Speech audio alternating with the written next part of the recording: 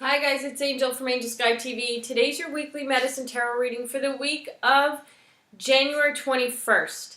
This week we're heading into a full moon lunar eclipse in Leo on the 31st. So this is the week before that. And sometimes personally I notice that I experience full moon syndromes the week prior, almost like PMS, pre-moon syndrome. So I'll notice myself getting a little bit more irritable, a little bit more cranky, and as it gets closer to the full moon, I start to feel like it dissipating.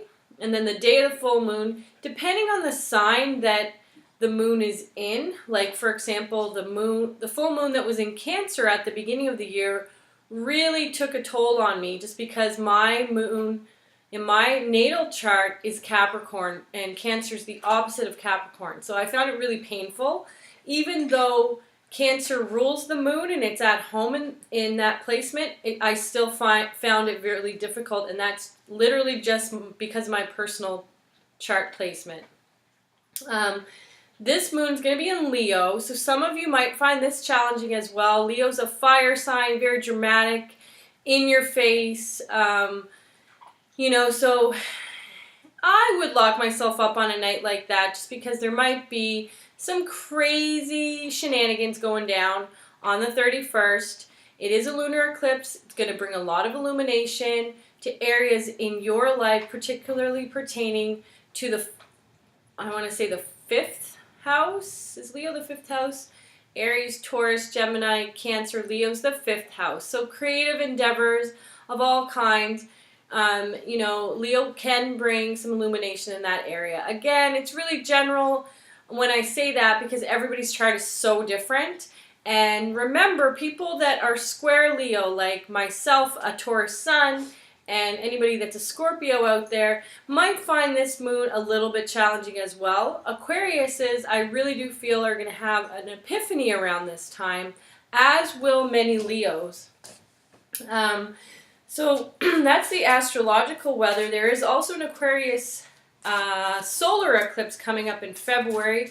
We'll talk more about that as that time gets closer. But for now, what we'll do is we'll tune into the guides. We'll ask for guidance, direction, and courage to know the truth this week, the week of January 21st. So any guidance from the higher beings, the angelic realm, that can help us on our path would be amazing. And I'm using the Fairy Tarot as I normally do for my videos. Great, so we'll ask the elementals as well to tune in and help us during this reading for the week of January 21st. So what can you tell us the week of January 21st?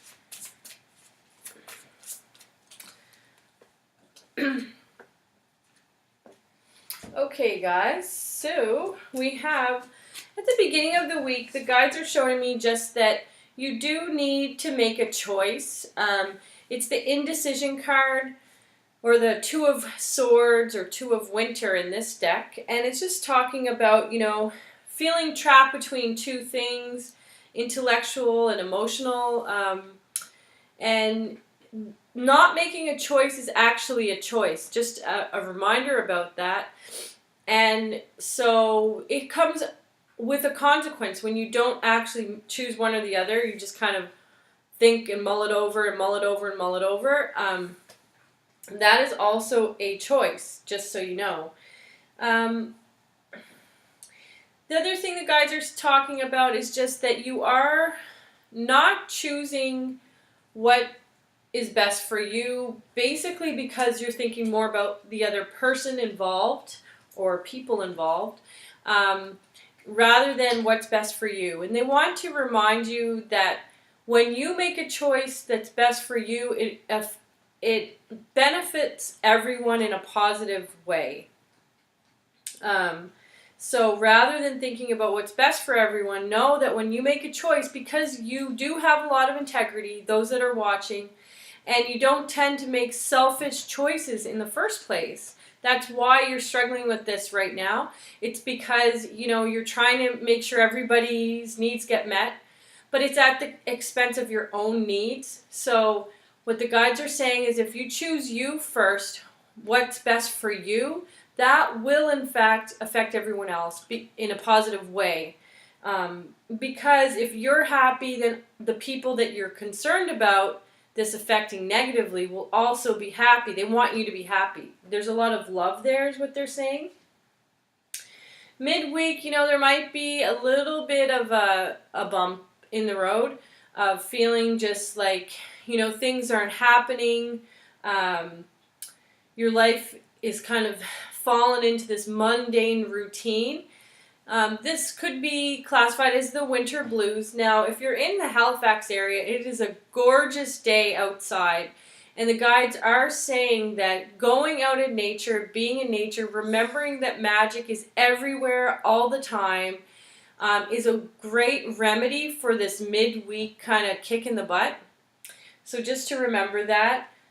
And not to stop dreaming and keep that positive attitude that we came into the new year with alive by journaling. They're just showing me like going outside, journaling. They're also talking about taking a sea salt bath to kind of remove any negative energy that you might have picked up just from other people around you.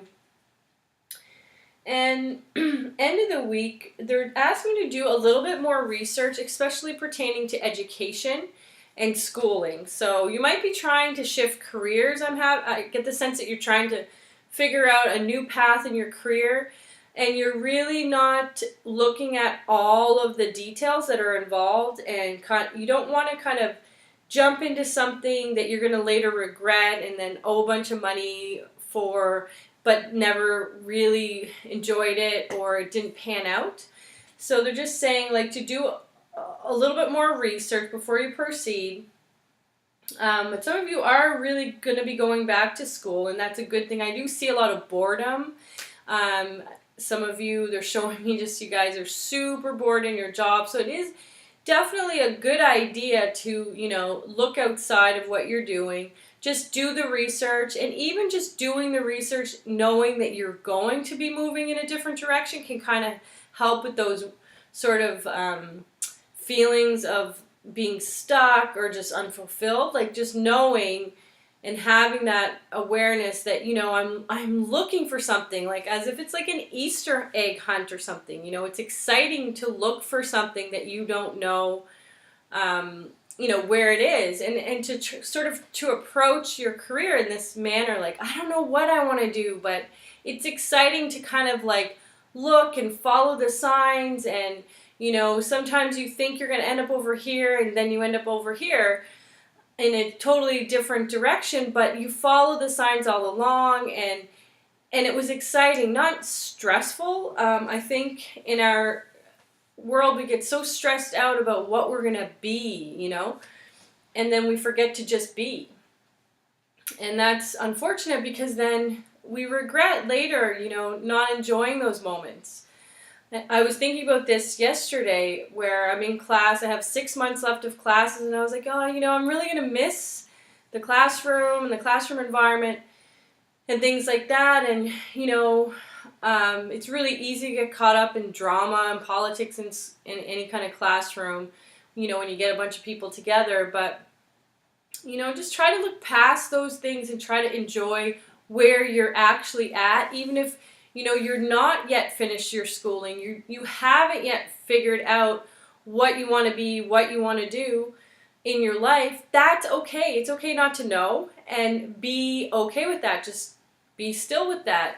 And I feel like if you do just accept, like, you don't have all the answers, you don't know where you're going with your future career, it will actually unfold a lot faster. And if you approach it in a manner, again, where you're excited about the possibilities are endless, right? So it's kind of exciting. You don't know what's going to happen, what you're going to do.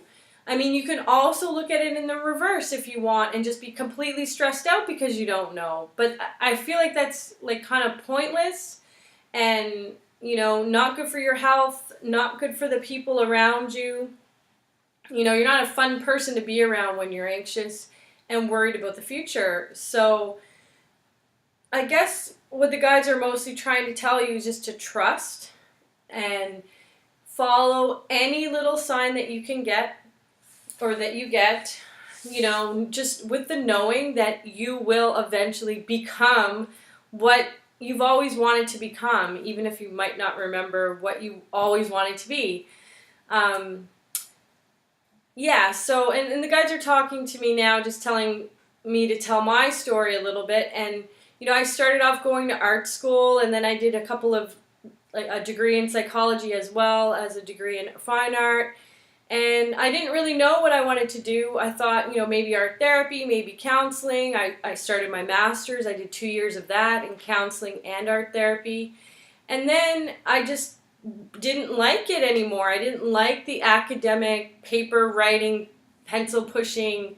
I didn't like it. I didn't like a lot of the practices. I didn't like that, you know, you couldn't be really a psychic and a counselor.